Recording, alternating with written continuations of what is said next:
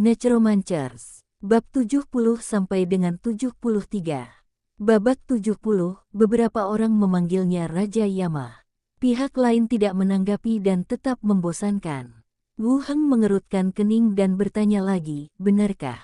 Tidak. Di mana saya bisa membelinya?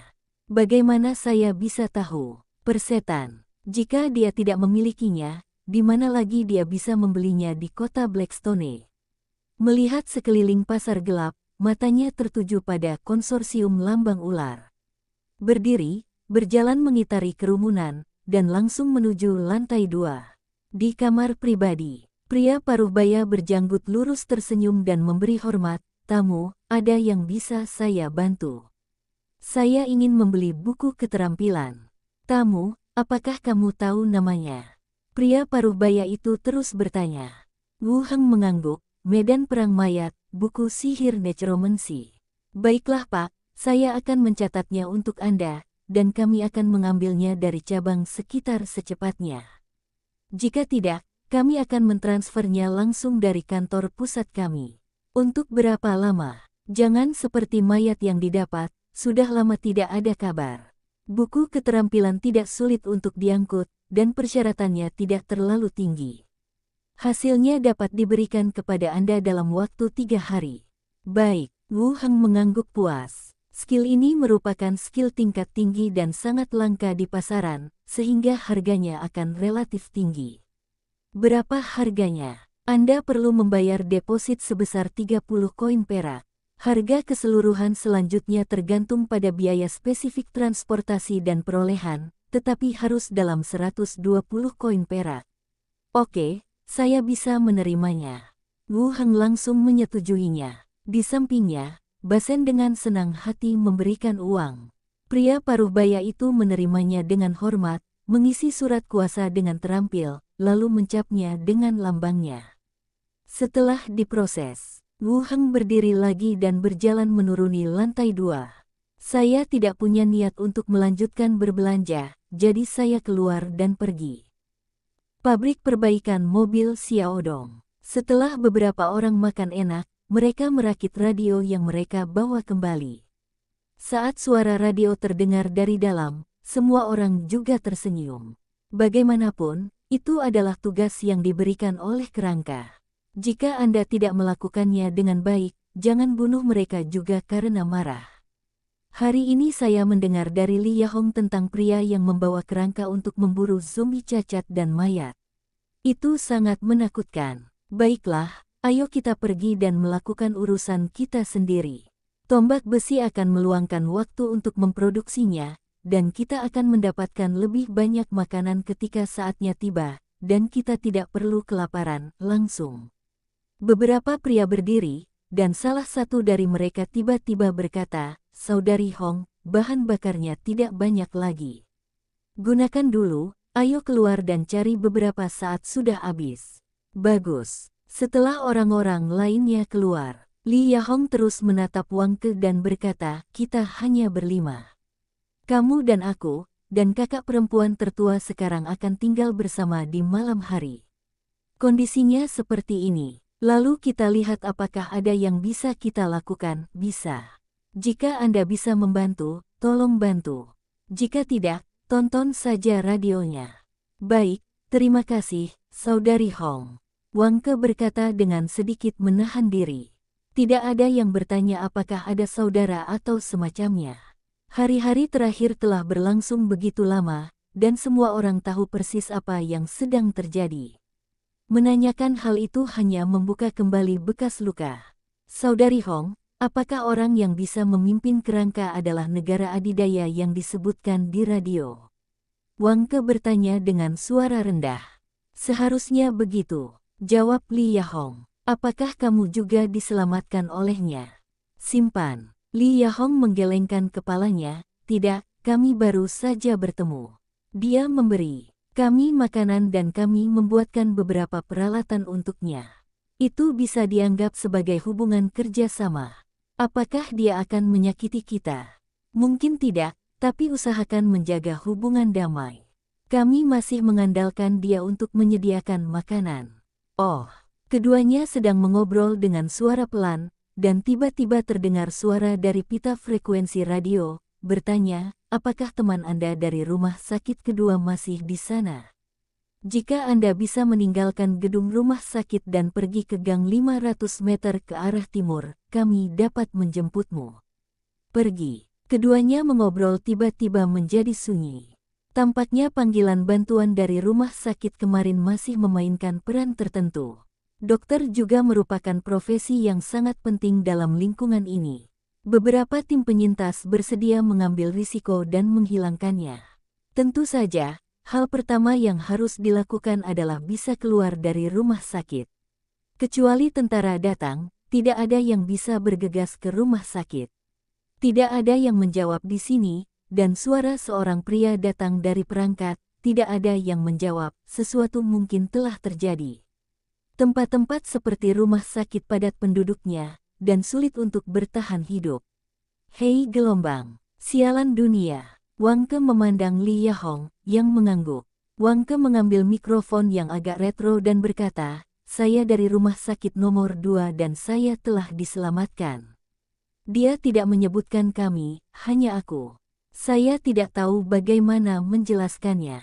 Ada beberapa orang yang meminta bantuan, tapi sekarang hanya dia yang diselamatkan. Tersimpan. Apakah kamu kehabisan? Bagaimana kamu bisa keluar? Bagaimana kamu bisa keluar dari tempat seperti itu? Apakah kamu yakin kamulah yang kemarin meminta bantuan ke rumah sakit kedua? Sekarang bukan waktunya bercanda. Wangke melirik Li Yahong yang berdiri di samping, dan berkata kepada radio, seseorang masuk rumah sakit untuk menyelamatkan kita. Rumah sakit yang Anda masuki. Bagaimana mungkin? Apakah tim penyelamat sudah tiba? Tidak, hanya orang-orang yang selamat. Sangat kuat. Bisakah kita saling mengenal di masa depan? Wangke terus menatap Li Yahong, tidak yakin apakah dia harus mengatakan sesuatu, dan dia tidak tahu siapa nama orang lain itu.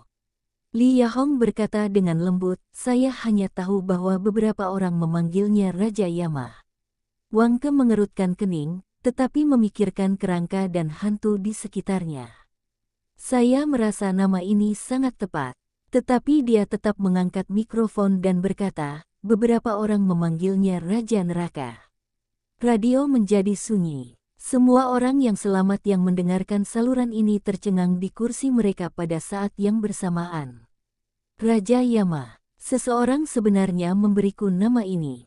Melihat tidak ada yang berbicara di radio, Li Yahong mengambil mikrofon dan berkata, zombie komandan berkepala besar ditemukan di sebelah timur rumah sakit kedua. Teman-teman di sekitar harus berhati-hati. Jika ada informasi tentang zombie yang menyimpang, semuanya ingat untuk berkomunikasi dan menghubungi satu sama lain. Bagus, oke. Mari kita semua hidup bersama. Keesokan harinya, Wu Heng sedang berjalan pulang setelah sarapan di kedai. Saya melihat pemilik Roger berdiri di depan pintu menunggu, dan di sampingnya berdiri seorang wanita paruh baya mengenakan gaun linen krem dan celemek. Berbeda dengan wanita dewasa dan menawan seperti Slater, wanita yang mengikuti tuan tanah sekilas terlihat berasal dari kalangan sipil, sederhana dan hati-hati. Mendengar suara langkah kaki, pemilik rumah dan wanita itu menoleh secara bersamaan. Selamat pagi, Tuan Rudeger. Wu Heng merasa cukup nyaman dengan dirinya sebagai tuan tanah. Ini bukan tentang seberapa tinggi karakternya, tapi orang lain tidak terlalu peduli dengan rumah di sini dan jarang datang menemui saya kecuali ada sesuatu yang istimewa. Beberapa kali pertama, saya datang untuk berbicara dengannya ketika keadaan menjadi terlalu besar. Selebihnya, dia pada dasarnya tidak datang dan tidak mau mengurusnya. Selamat pagi, jawab pemilik rumah, lalu dengan cepat berkata, saya ada urusan dengan Anda, ayo masuk dan bicara. Wu Heng membuka pintu dan membiarkan mereka berdua masuk. Dia membuka tutup botol es teh hitam, menuangkan 2 cangkir dan mengirimkannya. Tanpa menunggu untuk bertanya, pemilik rumah berbicara lebih dulu, ini Nyonya Bukemela. Dia tinggal di utara kawasan ramai dan bekerja di pabrik tekstil. Wu Heng memandang pemiliknya dengan aneh. Dia sedang memikirkan tujuan membawa wanita itu ke sini. Setelah memperkenalkan wanita tersebut, pemilik rumah terus memperkenalkan Wu Heng. Ini adalah Wu Heng yang saya bicarakan, anggota inti dari asosiasi profesional. Alasan mengapa kawasan keramaian begitu stabil sekarang adalah karena dia tinggal di sini. Coba pikirkan, jika itu orang lain, mereka sudah lama pindah, dan mereka tinggal di sini untuk menjaga orang biasa seperti kita. Mereka sangat bisa diandalkan. Pemilik rumah ingin melanjutkan, tetapi ketika dia melihat Wu Heng menatapnya, dia menelan kata-katanya. Berkata kepada wanita di sampingnya, bicaralah dengan Wu Heng. Wanita itu berdiri dan membungkuk. Ketika dia mengangkat kepalanya, matanya merah, dan matanya penuh doa dan kecemasan.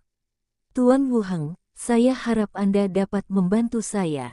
Bab 71, Investigasi Kasus. Tentu saja, dia ada hubungannya dengan dirinya sendiri. Ada apa? Datang dan dengarkan. Aku akan membantumu jika aku bisa. Wu Heng berkata langsung. Anakku hilang. Dia pergi kemarin lusa dan tidak pernah kembali. Dia mencari di semua tempat yang sering dia kunjungi. Beberapa anak lain mengatakan mereka melihat seorang pria berjanggut dan tanda merah di belakang telinganya yang membawanya pergi. Wanita itu berkata dengan cepat, perkataannya sedikit bingung karena kegelisahannya. Tetapi isinya masih dapat dimengerti. Seseorang menculik seorang anak. Karena tim profesionalnya, Wu Heng tidak lagi berhati-hati seperti dulu, namun bukan berarti keamanan di kawasan keramaian menjadi lebih baik. Daerah yang padat penduduk masih semrawut, dengan perkelahian, perampokan dan pencurian yang terjadi dari waktu ke waktu. Hanya saja sekarang dia memiliki kekuatan, hal ini jarang terjadi padanya. Masyarakat secara keseluruhan tidak memiliki keamanan publik yang sempurna, sehingga sangat berantakan di sini. Di mana penjaga patroli? Hari ini penjaga patroli mendatangi saya dan mengatakan bahwa pria itu ditemukan. Dia dicari oleh balai kota. Dia terbunuh saat penangkapan, dan tidak ada kabar tentang anak itu. Bagaimana kamu ingin aku membantumu? Wu Heng terus bertanya. Wanita itu dengan hati-hati mengeluarkan kantong uang, menaruhnya di atas meja dan mendorongnya, dan berkata, dapatkah Anda membantu saya mengetahui beritanya? Lihat apakah saya dapat menemukan putra saya. Jika dia tidak dapat menemukannya, saya tidak peduli apakah dia hidup atau mati. Wu Heng melirik kantong uang yang diletakkan di atas meja, mendorongnya kembali, dan berkata, saya dapat membantu Anda bertanya, tetapi saya tidak dapat menjamin hasilnya. Anda simpan uang itu terlebih dahulu dan tunggu sampai ada kabar. Petik 2. Terima kasih banyak. Wanita itu berdiri dan membungkuk lagi. Wu Heng mengangguk dan berkata, Anda kembali dulu. Saya akan memberitahu Tuan Rudeger jika ada berita, dan biarkan dia memberitahu Anda nanti. Oke. Wanita itu mengucapkan terima kasih tanpa henti dan keluar dari kamar bersama pemiliknya. Wu Heng berpikir sejenak, mengemasi barang-barangnya, dan berjalan keluar bersama Basen. Sejujurnya, dia sangat tidak ingin terlibat dalam hal semacam ini. Lagi pula, hal semacam ini bisa dengan mudah menimbulkan masalah dan bahaya bagi dirinya sendiri. Tetapi ada beberapa hal yang terjadi di depan mata kita, dan kita tidak sanggup untuk tidak berbuat apa-apa. Paling tidak, Anda harus melihat apa yang dapat Anda lakukan mengenai hal ini. Area tengah, di samping hamparan bunga di depan asosiasi. Yuli membawa tas kulit kecil dan berlari dengan cepat. Dia menatapnya dengan cemberut dan berkata, apakah kamu ada hubungannya denganku? Aku membawakanmu sesuatu untuk dimakan. Wu Heng mengeluarkan beberapa makanan ringan dan menyerahkannya padanya. Yuli awalnya terlihat senang, lalu menatapnya dengan waspada, apa yang kamu lakukan? Jika kamu tidak memberitahuku dengan jelas, aku tidak akan menerimanya. Berbicara, dia menjilat bibir bawahnya. Wu Heng melihat sekeliling, lalu berbisik, sesuatu benar-benar terjadi, saya butuh pasangan. Apa itu pasangan? Izinkan saya memberitahu Anda, hari ini tuan tanah saya, orang yang sama yang mendobrak pintu terakhir kali, membawa seseorang kepada saya dan meminta saya untuk membantu menyelidiki sesuatu. Wu Heng menjelaskan masalahnya dengan kasar, dan kemudian melanjutkan, Anda juga tahu bahwa saya pandai menggunakan kekerasan, tetapi menyelidiki kasus bukanlah kekuatan saya. Ketika saya memikirkan orang-orang di sekitar saya merasa Anda memenuhi syarat untuk masalah ini. Yuli mengambil keripik kentang tersebut dan bertanya sambil memakannya, apa maksudmu? Mari kita selidiki bersama. Oke, bagaimana cara menyelidikinya? Yuli setuju dengan senang hati. Wu Heng membungkuk lebih dekat dan berkata, apakah ada cara untuk memasuki kamar mayat penjaga? Apa yang kamu lakukan di kamar mayat? Tentu saja ada sesuatu yang penting, beritahu saya jika ada cara. Pukul mereka. Aku akan berubah menjadi beruang dan menyerbu masuk. Ikuti di belakang dan hancurkan mereka semua. Kata Yuri langsung. Kepala Wu Heng ditutupi dengan garis-garis hitam. Jika ini metodenya, akan sangat bagus jika aku bisa bergegas masuk dengan wajah tertutup.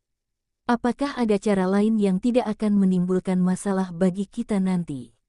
Wu Heng berkata sambil mengeluarkan sekotak yogurt lagi, membukanya, memasukkan sedotan, dan memasukkannya ke dalam mulutnya. Minumlah untuk memulihkan otakmu. Petik 2. Yuli menyesapnya, lalu menundukkan kepalanya dan berkata, bagaimana kalau aku pergi ke bibiku dan mencuri surat perintah? Hei gelombang, ide yang bagus, kamu memang lebih pintar. Baiklah, kalau begitu tunggu aku sebentar. Yuli berbalik dan lari. Tidak lama kemudian, Yuli berlari kembali. Dia menepuk ranselnya dan memberi isyarat agar dia segera pergi. Wu Heng mengangguk, dan keduanya segera pergi berdampingan. Penjaga, kamar mayat. Yuli berdiri di depan sambil memegang dokumen di tangannya dan berkata, segelnya dicap oleh asosiasi, kita perlu memeriksa jenazah di dalamnya. Kedua penjaga pintu melirik ke arah mereka berdua dan pria aneh yang mengenakan helm bundar di belakang mereka. Salah satu dari mereka berkata, apa yang sedang Anda selidiki? Mengapa kami tidak menerima kabar apapun? Tiao, aku perlu memberitahumu apa yang sedang kami selidiki. Jika kamu bisa menangkap orang, kamu masih bisa menyelidikinya. Penjaga itu tidak menyangka gadis kecil itu memiliki temperamen yang buruk. Dia melihat dokumen itu lagi dan berkata, oke, ayo masuk. Lagi pula itu hanya beberapa mayat, jadi aku tidak takut ada yang mencurinya. Yuli membusungkan dadanya dan melangkah masuk, dengan Wu Heng dan Basen mengikuti di belakang. Memasuki koridor yang dingin dan berjalan agak jauh ke dalam. Baru sampai di tempat penyimpanan jenazah. Di ruang tertutup yang terbuat dari batu bata biru, ada beberapa tempat tidur besi, dengan tubuh. Ditutupi kain linen tergeletak di atasnya. Yang mana? Tanya Yuri. Dia memiliki janggut lebat dan tanda merah di belakang telinganya. Dua orang dan satu kerangka mulai melihat satu persatu. Ini, cepat datang. Wu Heng berjalan cepat dan melihat mayat tergeletak di ranjang kayu. Dia memiliki janggut lebat dan tanda di belakang telinganya. Apakah itu dia? Seharusnya itu dia. Bagaimana Anda akan menyelidikinya? Apakah Anda ingin diotopsi? Aku punya cara. Kamu berdiri di belakangku dulu. Yuri berdiri di belakangnya. Wu Heng segera melepaskan percakapan dengan orang mati dan sihir necromantik membungkus tubuh di depannya. Detik berikutnya, mayat pucat itu tiba-tiba membuka matanya dan duduk dalam keadaan linglung. Yuli kaget dan memeluk lengannya. Wu Heng melihat mayat itu dan bertanya langsung, kemana perginya anak yang kamu curi? Mayat itu menoleh ke arah sini dan berkata, saya menjualnya kepada pedagang manusia seharga 100 koin perak masing-masing. Siapa pelaku perdagangan manusia itu? Entahlah. Dia selalu menutupi wajahnya saat kita bertemu. Aku hanya mengumpulkan uang dan tidak peduli tentang itu. Bagaimana cara kalian semua menghubungi kami? Mayat itu menjawab, setiap kali saya menangkap seseorang, saya akan duduk di kedai sebentar, dan dia akan meminta seseorang untuk mengirimi saya tempat pertemuan. Pub yang mana? Putri Duyung yang memerah. Pertanyaan terakhir. Wu Heng berpikir sejenak dan terus bertanya, apa ciri-cirinya, atau bagaimana Anda tahu bahwa orang yang datang adalah orang yang berdagang dengan Anda? Berbicara dengan aksen selatan dan berbau asap. Setelah mengatakan itu, dia berbaring di rangka besi dengan keras. Tidak bergerak, tanpa tanda-tanda kehidupan. Mayatnya lebih layu dari sebelumnya. Tetapi tidak ada situasi lain. Ada apa dengan dia? Tanya Yuri sambil menunjuk. Wu Heng berkata, semacam necromancy yang dapat membuat orang mati menjawab pertanyaan. Apakah kamu masih bisa melakukan ini? Baiklah, ayo keluar dulu. Ketika mereka keluar dari kamar mayat, penjaga menghentikan kedua pria itu lagi. Del, apa yang kamu lakukan? Yuli mencubit pinggangnya dan menatapnya. Penjaga itu melirik ke arah teman-temannya dan berkata, kamu lihat mereka dulu, dan saya akan masuk ke dalam dan melihatnya. Setelah mengatakan itu, dia berbalik dan berjalan pergi. Dia keluar dengan cepat dan berkata, oke, tidak masalah, ayo pergi. Yuli mendengus, dan mereka berdua pergi. Setelah berjalan jauh, Yuri bertanya lagi, bagaimana cara memeriksa selanjutnya? Wu Heng berpikir sejenak dan berkata, bukannya tidak ada keuntungan sama sekali. Orang lain memiliki aksen dari wilayah selatan dan memiliki bau berasap. Selanjutnya apa? Bagaimana cara menemukan orang ini? Kamu pergi dan tes dengan subdiakon untuk melihat apakah kamu mengenal orang ini. Saya akan pergi ke kedai untuk memeriksanya. Bagus. Keduanya berpisah di area tengah dan mengatur segala sesuatunya sesuai rencana. Kedai Putri Duyung memerah. Saat ini, tidak banyak pelanggan di kedai itu yang sepi dan bartender masih membersihkan. Hanya setelah senja tempat itu berangsur-angsur menjadi ramai. Wu Heng mendorong pintu hingga terbuka dan menemukan kursi sudut untuk duduk. Wanita yang memegang nampan itu datang. Ketika dia melihat penampilannya, dia berbalik dan ingin pergi. Itu pelayan yang kutemui, Penny. Wu Heng berkata langsung, 2 gelas koktail kabut. Mengambil 2 koin perak dan menyerahkannya kepada pihak lain. Wanita itu tampak sedikit curiga. Dia ragu-ragu sejenak tetapi masih memegangnya di tangannya dan berbalik untuk menyiapkan anggur.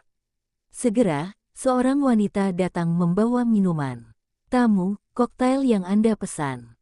Wu Heng mengangguk. Dan ketika dia melihat pihak lain pergi, dia segera berkata, tunggu sebentar, ucapkan beberapa patah kata kepadaku. Tamu, saya masih ada pekerjaan yang harus diselesaikan. Silakan minum, kamu tidak ingin kami terus menemui jalan buntu di sini dan menarik perhatian orang lain, bukan? Bab 72, tujuan yang sama. Wanita itu ragu-ragu sejenak, lalu duduk di samping dan berkata dengan marah, apa yang kamu lakukan? Terakhir kali, tim keempat menangkap orang di kedai minuman.